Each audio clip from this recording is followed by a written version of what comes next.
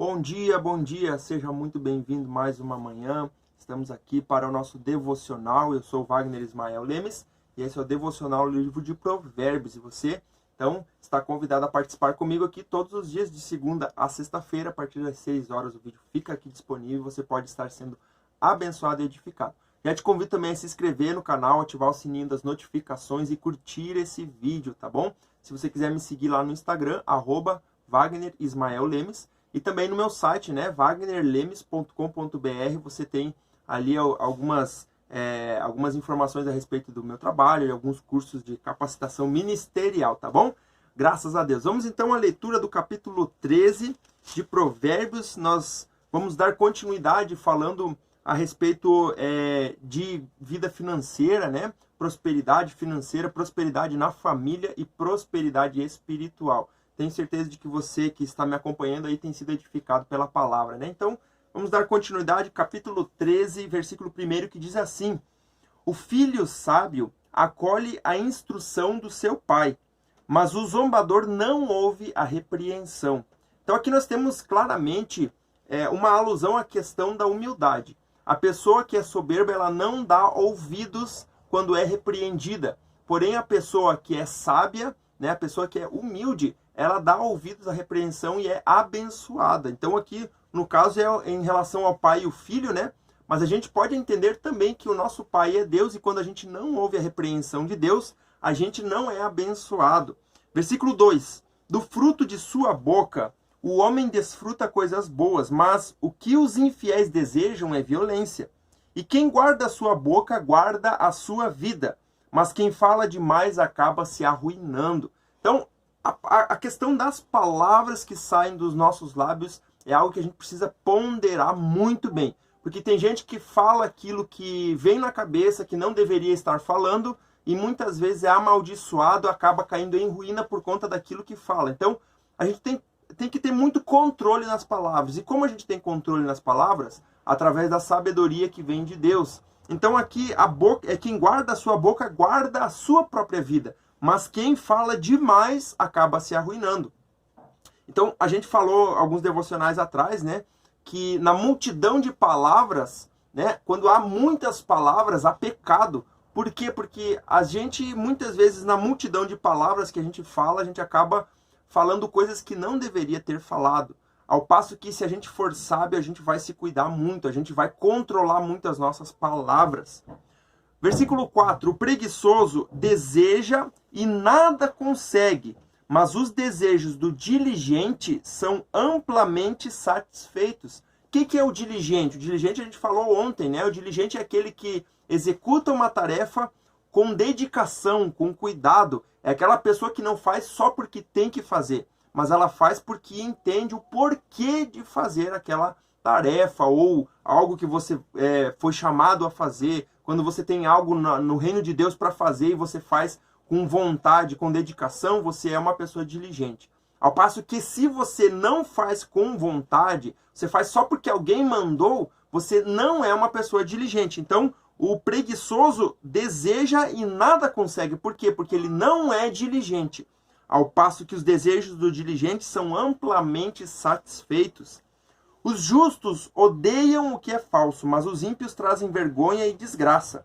A retidão protege o homem íntegro, mas a impiedade derruba o pecador. Veja bem, a gente precisa agora parar e pensar um pouquinho a respeito da questão ou da palavra retidão. O que é você viver em retidão? Viver em retidão é você viver de forma reta, ou seja, não ficar indo para lá e para cá toda hora. Vai para a esquerda, vai para a direita, uma hora está de um lado, outra hora está do outro. Não.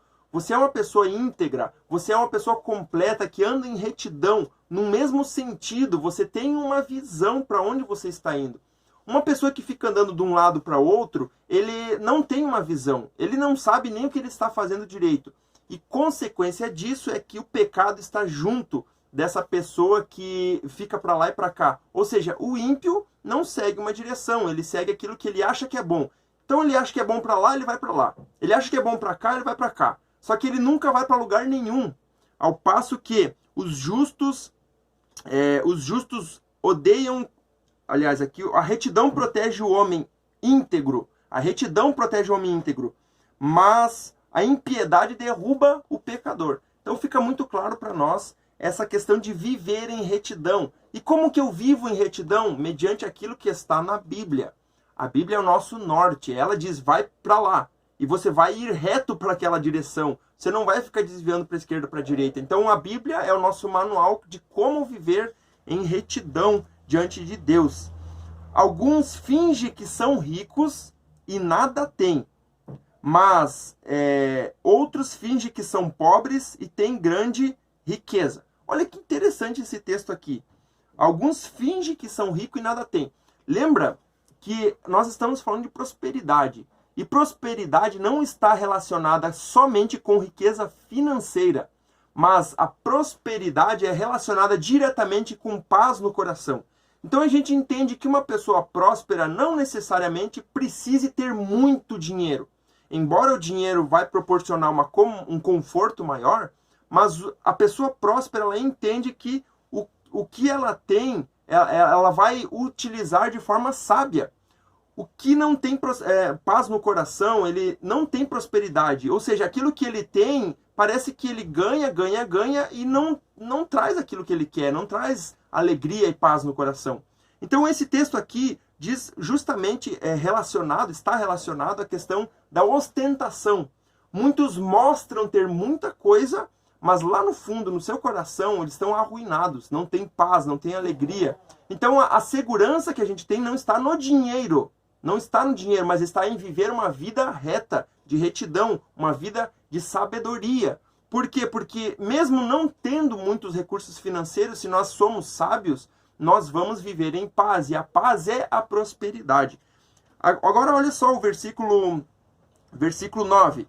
A luz dos justos resplandece... Aliás, 8, né? As riquezas de um homem servem de resgate para a sua vida, mas o pobre nunca recebe ameaças. Me chama a atenção esse versículo aqui, porque ele está falando do resgate. Vamos supor que um homem é sequestrado, tá? Ele vai ter como ser resgatado mediante o dinheiro que ele tem. Então, o que está dizendo aqui é que as riquezas de um homem lhe servem de resgate para a sua vida. Mas o pobre nunca recebe ameaças. São duas coisas distintas. Aquele que não tem, ele nunca vai sofrer um sequestro, por exemplo. Porque ele não tem como ser resgatado e porque o sequestrador não vai ter nada para retirar dele, né? Então, aqui parece-nos que a pobreza ela é mais vantajosa do que a riqueza nesse sentido. Mas eu quero que você preste bastante atenção. As pessoas que acham que vão ficar ricas, que vão ter muito dinheiro e vão ter aquela tranquilidade extrema que gostariam de ter, elas vão ter que lidar com muitos problemas que elas não lidariam se não tivessem tanto dinheiro. Às vezes a gente entra numa ilusão de que ter muito dinheiro vai satisfazer o teu coração, a tua alma com alegria, mas não necessariamente isso acontece. Porque prosperidade é você ter paz no coração sem, inclusive, ter dinheiro em abundância, exageradamente. O que acontece é que o rico ele tem paz no coração quando ele entende o limite, eu falei disso em alguns devocionais, eu vou chegar até aqui e daqui para frente eu vou abençoar a vida das pessoas. Eu quero chegar até o teu conforto, né? Mas eu quero também pensar em abençoar a vida das pessoas. Agora, o pobre ele não vai sofrer isso, ele não vai ajudar as pessoas. Aí que está um grande detalhe da pobreza financeira, estou falando, tá? A pobreza financeira te impossibilita de ajudar muitas pessoas. Você pode ajudar com palavras, com oração, mas você não consegue tirar alguém de um lugar, digamos assim, onde ela está passando necessidade se você não tiver dinheiro para ajudar essa pessoa. Só que ao passo que você aumenta a tua riqueza, você vai lidar com problemas que antes você não tinha. Coisas que você antes não lidava, você vai começar a lidar. Então, a questão, por exemplo, justamente desse versículo. Um sequestro ocorre para quem tem dinheiro para pagar um resgate. Já o pobre não tem. Ele não tem dinheiro para pagar um resgate, então ele não vai ser sequestrado. Que nós temos essa comparação muito interessante. Versículo 9 agora. A luz dos justos resplandece esplendidamente, mas a lâmpada dos ímpios apaga-se. O que ele está falando aqui? De alegria, ou seja, a alegria dos justos resplandece esplendidamente, mas a lâmpada dos ímpios apaga-se. O orgulho só gera discussões, mas a sabedoria está com os que tomam conselho. Olha aqui, na multidão de conselhos há sabedoria, tá? Uma pessoa que recebe conselhos, ela mostra que é humilde. Uma pessoa que não gosta de conselhos, ela mostra arrogância, orgulho no coração, porque ela diz assim, eu não preciso de ninguém me aconselhando. Eu sei o que eu estou fazendo, eu sei para onde eu estou indo. A pessoa que já recebe conselhos, ela mostra humildade, porque ela está dizendo, eu preciso de alguém me ajudando. Eu preciso saber para onde ir e eu preciso que pessoas me ajudem. Então, o orgulho só gera discussões, mas a sabedoria está com os que tomam conselho. O dinheiro ganho com desonestidade diminuirá, mas quem o ajunta aos poucos terá cada vez mais.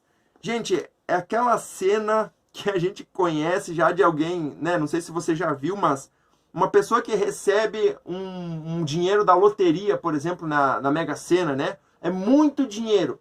Não é um dinheiro com desonestidade? Não, talvez não. Mas só que aquela pessoa não juntou esse dinheiro, ela não conquistou.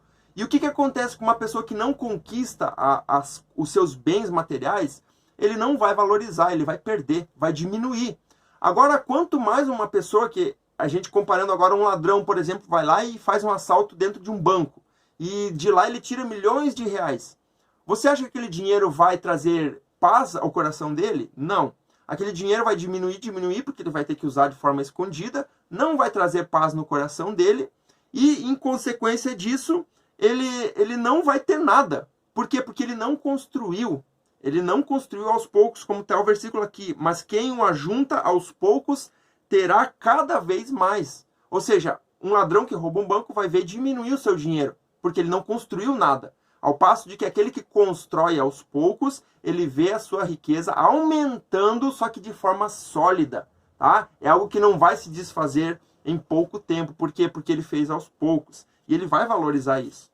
E o versículo 12 que eu quero ler com você hoje também diz que a esperança que se retarda deixa o coração doente, mas o anseio satisfeito é árvore de vida. E aqui nós estamos falando de uma palavrinha chamada resultado. Quando você faz as coisas e tem resultado, você se sente satisfeito. Ao passo de que quando você faz algo e não tem resultado, você se sente doente. Aqui está o grande X da questão. Quando você faz algo que não é o teu chamado, que está dentro do propósito de Deus para a tua vida, você vai adoecer. Mas se você fizer aquilo que Deus te chamou para você, você vai ter resultado. E esse resultado vai trazer satisfação ao teu coração. Amém? Graças a Deus, então. Vamos orar nessa manhã. Eu quero te convidar a fechar os teus olhos. Vamos colocar esse momento nas mãos do Senhor. Amém? Pai, nós te louvamos por mais um dia, pela tua graça, bondade e misericórdia. Abençoa cada um que tem me assistido, Senhor, me ouvido, Senhor, nessa manhã. Que tu venha fortalecer a cada coração, Pai. Nos dê sabedoria, discernimento, que a gente possa ser diligente, Senhor, na obra que a gente está fazendo, naquilo que a gente está fazendo. Que a gente possa ter sabedoria em todas as nossas decisões, ó Pai. Que os nossos caminhos possam ser caminhos retos, ó Deus. Que a gente não fique de um lado para outro, mas que a gente siga reto no propósito que tu tem para a nossa vida. Em nome de Jesus, essa é a minha oração, Pai, e eu te agradeço. Amém e amém. Graças a Deus, que Deus abençoe tua vida, que você possa ter um dia abençoado na presença do Senhor. Me siga nas redes sociais aí, lá no Instagram, @WagnerIsmaelLemes. Tá? Entra no meu site também para conhecer o meu trabalho, wagnerlemes.com.br. E, se você puder, curte esse vídeo e deixa um comentário aqui embaixo. O que Deus falou contigo hoje, tá bom? Nos vemos amanhã. Até lá, Deus abençoe.